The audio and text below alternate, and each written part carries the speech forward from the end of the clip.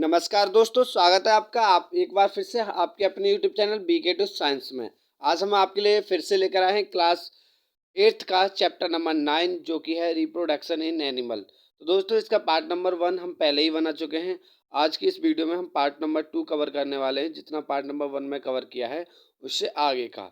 तो चलिए दोस्तों बिना टाइम वेस्ट किए हम स्टार्ट करते हैं। दोस्तों पार्ट नंबर 1 में हमने एक्सटर्नल फर्टिलाइजेशन तक का टॉपिक कवर कर लिया था। आज हम पार्ट नंबर 2 में इससे आगे का टॉपिक कवर करेंगे, यानी कि डेवलपमेंट ऑफ एम्ब्रियो। एम्ब्रियो का डेवलपमेंट कैसे होता है, उससे पहले ये थोड़ी सी टेबल है, जरा इसे समझ लेते हैं। डोज दीज एनिमल ले 100 of egg and release million of sperm, यानी कि वो जानवर जो कि लगभग सैकड़ों अंडे देते हैं, ठीक है, और लगभग मिलियंस ऑफ स्पर्म को रिलीज करते हैं। All the egg do not get fertilised and develop into a new individual, यानी कि उनके सभी एग फर्टिलाइज नहीं होते और उनसे एक नया सभी से नए इंडिविजुअल डेवलपमेंट नहीं होते। This is because egg and sperm get expose to water movement. ऐसा इसलिए होता है कि जो एग और स्पर्म है वो वाटर मूवमेंट के साथ एक्सपोज हो जाते हैं, और वाटर और रेनफॉल के साथ में। Also there are other animal pond which feed they on egg, और उसके साथ साथ दूसरे जानवर भी तालाब और नदियों के अंदर रहते हैं जो कि इनके अंडों को खा जाते हैं। दस production of large number of egg and sperm is necessary, इसीलिए ज़्यादा मात्रा में स्पर्म और एग को प्रोड्यूस करना जरूरी है ताकि इनके कुछ कम से कम एग एक दूसरे से एग और स्पर्म मिल सकें और फर्टिलाइजेशन हो सके। Thus production of large number of egg and sperm is necessary ensure the fertilisation, यानी कि इसीलिए वो ज़्यादा मात्रा में स्पर्म और एग का रिलीज करते हैं। At a least a few of them, at least उनमें से कुछ फर्टिलाइज्ड होंगे। चलिए इससे आगे समझते हैं। डेवलपमेंट ऑफ एम्ब्रियो, यानी कि एम्ब्रियो का डेवलपमेंट यानी कि विकास कैसे होता है। Fertilisation result in the formation of zygote, यानी कि जब फर्टिलाइजेशन हो जाता है तो उसके बाद जाइगोट का फॉर्मेशन होता है। डेवलप्ड इनटू एम्ब्रियो, और वो फिर एक एम्ब्रियो में डेवलप हो जाता है। Zygote divide repeatedly to give rise to ball of cell figure 9.8, यानी कि जो जाइगोट होता है वो रिपीटेडली डिवाइड होता है और गिव राइज करता है to a ball of cell यानी कि एक सेल्स की बॉल को, ठीक है। The cell then begin to form group that develop into the different tissue और ऑर्गन, ठीक है। जो सेल्स होती हैं वो the cell then begin to form group that develop into different tissues, यानी कि जो सेल होती हैं उसके बाद एक ग्रुप बनाती हैं जो कि डेवलप करती है डिफरेंट टिश्यूज को and organ of the body को, ठीक है। This developing structure is term an embryo, और यही डेवलपिंग स्ट्रक्चर क्या कहलाता है, embryo. The embryo get embedded in the wall of the uterus, और फिर वो जो एम्ब्रियो होता है वो यूटेरस की वॉल में पहुंच जाता है फॉर द फर्दर डेवलपमेंट, इससे आगे के विकास के लिए। आगे है the double embryo continue develop in the uterus, यानी कि एम्ब्रियो का फिर डेवलपमेंट यूटेरस के अंदर होता है। इस ग्रेजुअली डेवलप इनटू बेबी, जब तक कि वो एक बेबी में पूरी तरीके से डेवलप ना हो जाए। आगे देखिए, बेबी के पार्ट्स डेवलप हो जाएं एक बेबी में, जैसे उसके पार्ट्स हैं जैसे hand, leg, head, eyes, ear etcetera. The stage of embryo in which all the body parts can be identify called foetus, यानी एम्ब्रियो की वह स्टेटस जिसमें बेबी के सभी पार्ट्स को हम आसानी से आइडेंटिफाई कर सकें उसे हम फीटस कहते हैं।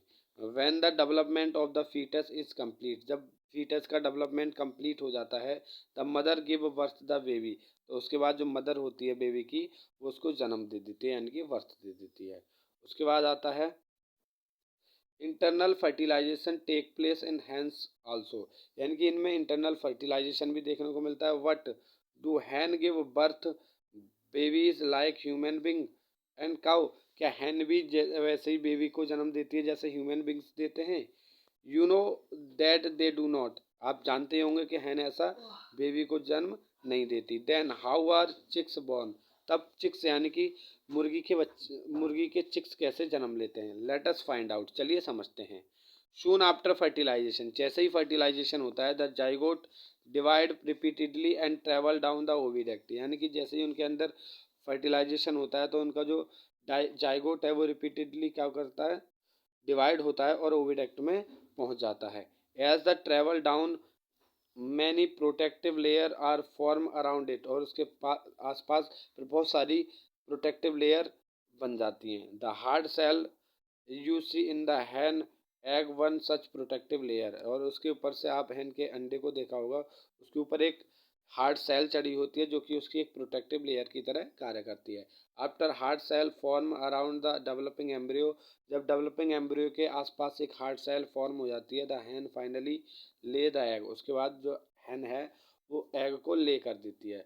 The embryo take about 3 week to develop into a chick, और एम्ब्रियो लगभग 3 हफ्ते का टाइम लेता है एक अंडे से चिक बनने में। You must have seen in the hen sitting on the egg to providing sufficient warmth, तो आपने मुर्गी को अपने अंडे पर हमेशा बैठे ही देखा होगा, वो इसलिए उस पर बैठी रहती है ताकि अपने अंडे को वार्मथ यानी कि गर्मी प्रोवाइड करा सके। Do you know that development of chicks takes, क्या आप जानते हो जो डेवलपमेंट होता है चिक्स का,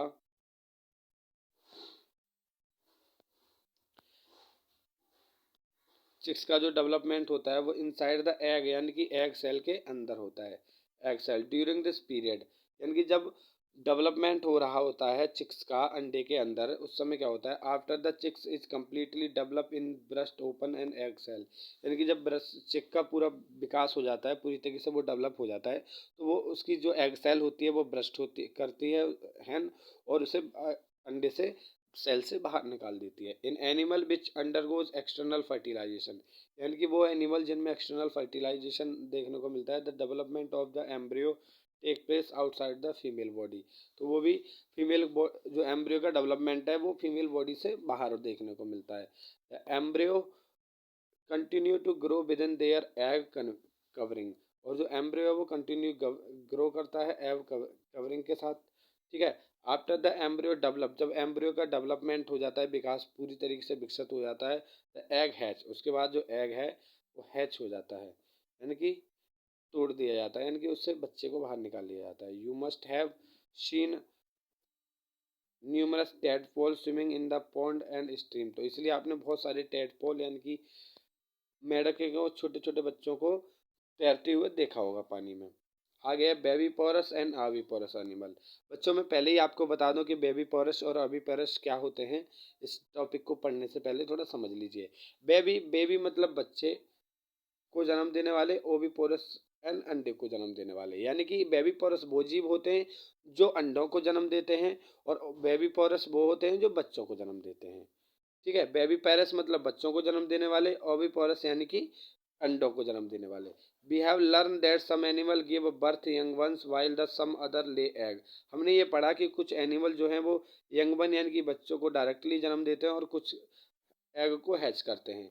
विच लेटर डेवलप यंग वंस, और जो कि एग जो हैं वो बाद में लेटर थोड़े समय के बाद क्या बन जाते हैं, यंग वंस ही बन जाते हैं। The animal which give birth young ones is called viviparous, यानी कि वे जानवर जो सीधा डायरेक्टली बेबी को जन्म देते हो उन्हें बेबी पेरस एनिमल कहते हैं। Those animal which lay egg are called oviparous animal, और वो एनिमल जो बच्चों को जन्म नहीं दे करके अंडे को जन्म देते हैं वो क्या कहलाते हैं, oviparous. The following activity will help you understand the better differentiate between the oviparous and viviparous, इसलिए ये जो फॉलोइंग एक्टिविटी है इससे आपको ओविपोरस और बेबी पेरस में अच्छा समझ में अंतर समझ में सही से आ जाएगा। 9.2, ठीक है, समझते हैं जरा। Try to observe egg of the following organism, तो आप इन जानवरों के एग देखिएगा, किसके, मेढक, छिपकली, बटरफ्लाई एंड मोथ के, hen and crow, any other bird, और भी किसी पक्षी के। Were you able to observe egg of all of them, क्या आप उनके हर एक एग को ऑब्जर्व करवा रहे हो। Make a drying of the egg that you have observe, और उन एग की क्या ड्राइंग बनाई है जो आपने देखा, ठीक है। आगे समझते हैं।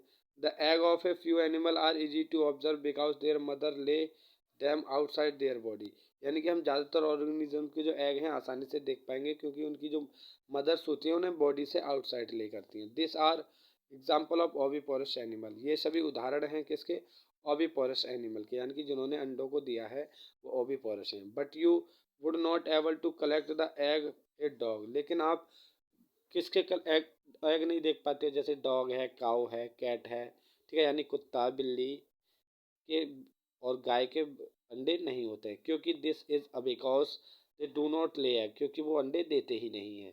The mother give a birth to young ones, क्योंकि उनकी माँ जो है वो यंग वंस को डायरेक्टली बेबीज को ही जन्म देती है। These are example of viviparous, इसीलिए क्या किसके उदाहरण है, बेबी पोरस के। चलो आगे समझते हैं। Can you now give some more example of viviparous and oviparous animal, क्या आप कुछ और उदाहरण बता सकते हो एविपोरस और बेबीपोरस ऑर्गेनिज्म के। चलिए हम बताते हैं। यंग वंस टू एडल्ट, यानी कि जो यंग वंस होते हैं वो कहाँ से प्राप्त होते हैं, डायरेक्ट देखते हैं। The new individual which are born और hatch out from egg continue to grow till they comes adult, यानी कि वो न्यू ऑर्गेनिज्म जो कि एग से बाहर निकलते हैं, ठीक है, और वो कंटिन्यू ग्रो करते हैं जब तक वो एडल्ट नहीं होते। इन सम एनिमल, कुछ जानवरों में, the young one make look very different from adult, यानी कि कुछ जानवर ऐसे होते हैं जिनके यंग वंस जो हैं वो एडल्ट से बिल्कुल अलग दिखाई देते हैं। Recall the life cycle of but silkworm, तो याद करिए सिल्क बॉम की लाइफ साइकिल के बारे में। जैसे एग है, एग से लार्वा बनता है, लार्वा से कैटरपिलर, कैटरपिलर से प्यूपा, प्यूपा से adult. You study in class 7th, ये आपने लाइफ साइकिल क्लास 7th में पढ़ी होगी। Frog is another such example, ऐसा ही दूसरा उदाहरण है हमारा फ्रॉग यानी कि मेढक। Observe the different stage of frog starting from the egg to adult state, आपने ऑब्जर्व की होगी मेढक की भी लाइफ साइकिल को, ठीक है, जो कि एक एग से स्टार्ट होती है और एक एडल्ट स्टेट तक जाती है। We find that there are 3 distinct state, तो उसमें भी हमने देखा कि 3 स्टेट देखने को मिलती हैं, दैट इज जो कि हैं एग, एग से फिर टेडपोल बनता है, टेडपोल से लार्वा, और लार्वा से जब जाके एक एडल्ट मेढक तैयार होता है। Don't the tadpole look so different, लेकिन जो टेडपोल होते हैं वो काफ़ी अलग दिखाई नहीं देते फ्रॉम द एडल्ट से, ठीक है। Don't the tadpole look so different from the adult, ज़्यादा डिफरेंट नहीं होते एडल्ट से tadpole. Can you imagine that the tadpole would some day become frog, क्या आपने इमेजिन किया है कि जो टेडपोल है वो कुछ दिनों के बाद एक फ्रॉग बन जाता है। सिमिलरली उसी प्रकार जैसे कि एक टेडपोल जो है कुछ समय के बाद फ्रॉग बन जाता है, वैसे ही सिमिलरली द कैटरपिलर और pupa silkworm make look very different from adult moth, यानी कि जो कैटरपिलर और प्यूपा स्टेज जो होती है सिल्कवॉर्म की, वो भी अपने एडल्ट से काफ़ी अलग दिखाई देते हैं। द उसके बाद क्या है, the features the features that are present in adult are not found in young ones, यानी कि जो विशेषताएं हमें बड़े मेढक्स में, एडल्ट मेढल्स में देखने को मिलती हैं वो हमें उसके उसमें देखने को नहीं मिलती टेडपोल्स में। Then what happen to the tadpoles और कैटरपिलर देयर आफ्टर, तो उनमें क्या होता है उसके बाद, क्या चेंजेस हो जाते हैं, चलिए समझते हैं। You must have seen beautiful moth emerging out of cocoon, आपने बड़े सुंदर से मोथ को कोकन से बाहर निकलते हुए देखा होगा। In the case of tadpole, tadpole के केस में they transform from adult capable of jumping and swimming, यानी कि जो टेडपोल्स हैं वो ट्रांसफर हो जाते हैं यंग वन में, तो आसानी से जंप कर सकते हैं और स्विमिंग भी कर सकते हैं। The transformation of the larva into adult through drastic change is called metamorphism, यानी कि वो लार्वा से क्या बनना, टेडपोल बनना। The transformation larva into adult, यानी कि मेढक का लार्वा से एडल्ट बनना, उसके जितने भी ड्रास्टिक चेंज होते हैं उन्हें मेटामॉर्फिज्म कहते हैं, यानी कि उनकी लार्वा से एडल्ट बनने तक के प्रोसेस को हम मेटामॉर्फोसिस कहते हैं, ठीक है। What about the changes that do observe in body as we grow, क्या बदलाव हैं जो हम अपने जब हम बड़े होते हैं तो अपनी बॉडी में देखते हैं। चलिए, do you think we too under metamorphosis, क्या आपने सोचा है कि हम भी मेटामॉर्फोसिस स्टेज में जाते हैं। In human being body part similarly those present in adult are present time from the birth, यानी कि एडल्ट जो ह्यूमन बींग्स होते हैं उनमें ऐसा कुछ भी नहीं होता, यानी कि उनके जो जन्म के टाइम बॉडी पार्ट्स जैसे दिखाई देते हैं वैसे ही एडल्ट एज में उन्हें दिखाई देते हैं, ठीक है। लेकिन जिनमें स्टेजेस में जिनकी बॉडीज़ में काफ़ी चेंजेस आते हैं उनके इसी चेंजेस की प्रोसेस को हम मेटामॉर्फिज्म कहते हैं, मेटामॉर्फोसिस कहते हैं। और एनिमल्स यानी कि ह्यूमन बींग्स में ऐसा देखने को नहीं मिलता, यानी कि उनमें जब जन्म के टाइम पे जैसा स्ट्रक्चर होता है बॉडी का वही लाइफ टाइम रहता है। तो धन्यवाद दोस्तों, आज के लिए इतना ही। हमारे चैनल को सब्सक्राइब करें और बेल आइकन को अवश्य दबाएं।